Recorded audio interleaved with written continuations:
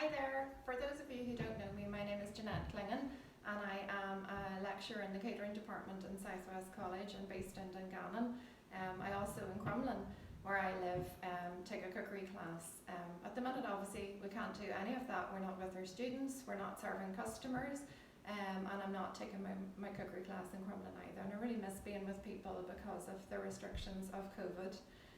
But we're thankful that we can still cook at home. And on Tuesday, for those of you who don't know, it's Pancake Tuesday, and some of those things still go on even though we are in the middle of a lockdown. And maybe you've never made pancakes before, maybe you've always just gone out and bought the packet or bought that shaky bottle that you add the milk or something into it, or you get somebody else to make them for you. But they're really very simple to make, and I'm going to show you how to make two different types because there's a bit of sometimes controversy over the names. Is it a pancake? Is it a crepe?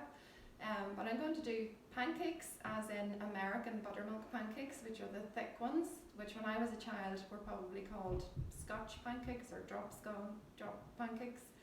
And I'm also going to make a crepe, which is the thin one. So the buttermilk pancake recipe I use is an adaptation of Rachel Allen, who's an Irish chef, and but I'm using self-raising soda bread flour, which we're very glad to have in Northern Ireland. So I'm using this Neil's self-raising soda bread flour, and it's really, really lovely. And some buttermilk and eggs and sugar, and that's all the ingredients that there are in it. I also have a flat pan that I've been using because I cook at a camp every year, and we have 70 kids that we have to cook pancakes for, and we do that a couple of nights in a week and stand for a couple of hours. So myself and a friend who do it with me, we both use one of these, and we stand for about an hour and a half making about 3 or 4 pancakes for each child. So do the maths and work out what that is. So I'm going to turn this on. This is electric, but if you don't have something like this, which you probably don't, just use a frying pan. Try and have one that's flat on the bottom because sometimes they raise up in the middle. So if you have a nice flat frying pan, it can be a 99p one out of Lidl, it doesn't matter what it's like, okay? So use whatever you have. But the basics of the ingredients then are 175 grams of self-raising soda bread flour and 50 grams of sugar, which I'm just going to add in, and 150 mils of buttermilk, which I'm pouring in, which you can see is the carton with the yellow lid, and 2 eggs. I get free range eggs delivered to my door in Crumlin from a girl Jackie, and these are so delicious and will be really nice in the pancakes. But just so you know, you can use whatever eggs you want. You don't have to use self-raising soda bread flour. You can just use self-raising flour, and you don't have to use buttermilk. It does work with milk okay. So don't be going out to buy ingredients that you don't necessarily have and you won't use any more of. So I've just put everything in the bowl, and with an electric hand mixer, if you don't have it, just use a whisk and just whisk it really well. It doesn't have to be, it's just bringing it together. It's not a process that has to be done for ages. So it'll be a wee bit noisy for a minute while I do this.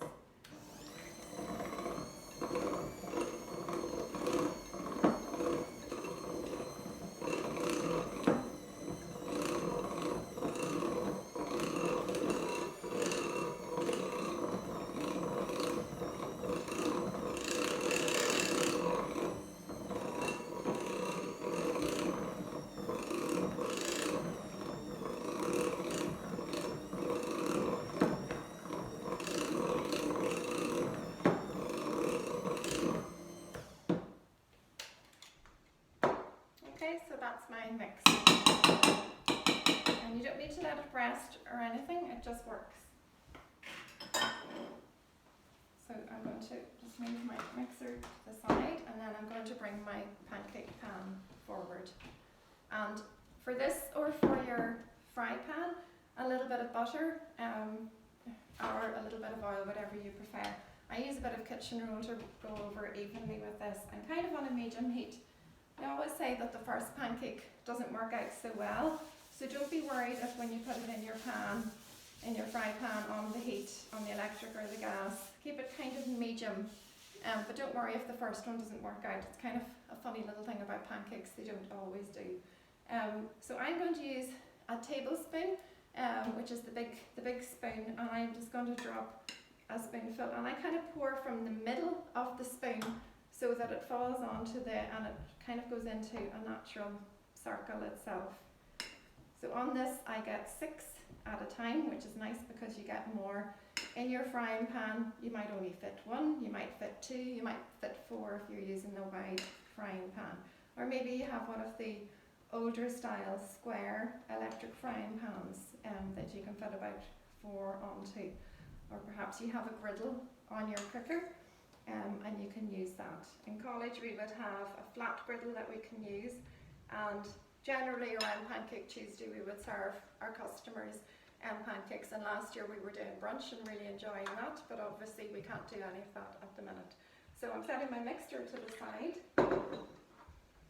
and I have these pancakes. So while these are cooking, just a little bit about toppings that you can have with it. So I don't know if you can see on the tray here, I have some of the traditional toppings, lemon and sugar. I just have a bottle of lemon, or else you could squeeze your own lemons to make it a little bit nicer, and sugar, very traditional, very nice. Maple syrup, which I love on it, Nutella, which my girls love on it, golden syrup, just good old jam, some lovely homemade raspberry jam, butter, and then quite often we would do it for brunch at home and have it with bacon and maple syrup, which is really nice. Sometimes we even have ham and cheese on it to make it like a little lunchy thing. And then my daughters are known to have ice cream and raspberries and lots of toppings. Basically you can put on whatever you want, bananas, you know, there's so many different things you can put on your pancakes. So I'm just turning the heat up a little bit on this, and what you want to do then is you want to start seeing some bubbles forming on top of them. So you need to have a palette knife, or if you don't have one of these, a palette knife, anything that's flat, okay? So if you have a flat burger slice or something like that in your drawer, something like this, but I'm using a palette knife. And maybe you think, oh, maybe it's the time to go and buy one of these, this is something I can actually use it for. The supermarkets are open, so you could buy one there. So have a little look at it and see if it's starting to brown, which they are, and also check on the top to see if there's some bubbles. And it should kind of be, and what you'll notice is it's not so risen on this side, but when we turn it over the other side is when you see it nice and risen. And you can keep them, if you like them warm, you could keep them warm. You could put the oven on at 100 degrees and keep them warm in there. I usually just put them on a board or something and work away. And this amount of the recipe makes 12 pancakes this size. But I have 4 girls, 3 of them aren't at home at the moment, they're at uni and one's married, and we usually do a couple of portions of this. But equally, one of my daughters is not eating wheat at the minute, and she uses self-raising gluten-free flour, and exactly the same recipe, 175 grams of flour, 50 grams of sugar, 150 ml of buttermilk and 2 eggs, and she gets the most delicious gluten-free pancakes. So if you have somebody in the house that's gluten-free or doesn't want to eat wheat, it works out perfectly every time. So you can see when I turn these over that there's a nice golden colour on them, and this is where you see the rise on them now with the lovely self-raising soda bread flour, and they become nice and fluffy.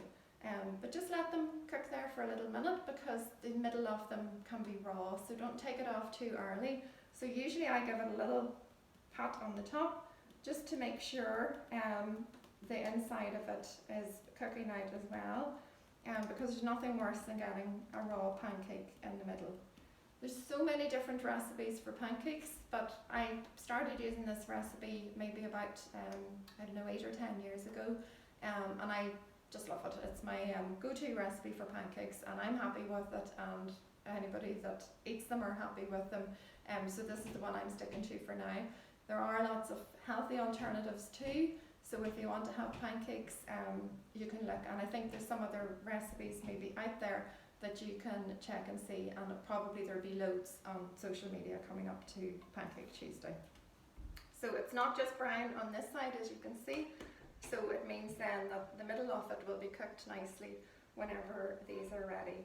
And then it's lovely to serve, to eat together, and it's a very quick and easy thing. So I used to watch, thinking American movies that they're always making pancakes, and look at them, every time that they sit down they're making pancakes, but actually it is a very simple thing to do. So that's it, nice and golden on this side. So I'm just going to set them out onto my wee board, and I'm going to let you imagine what toppings you're going to have on it. Are you a Nutella person? Are you a bacon and maple syrup person? Are you just a good old lemon and sugar person? But whatever it is, enjoy, and I hope maybe this year for the first time, maybe since you were in primary school, that you might make your own pancakes. Okay, thank you.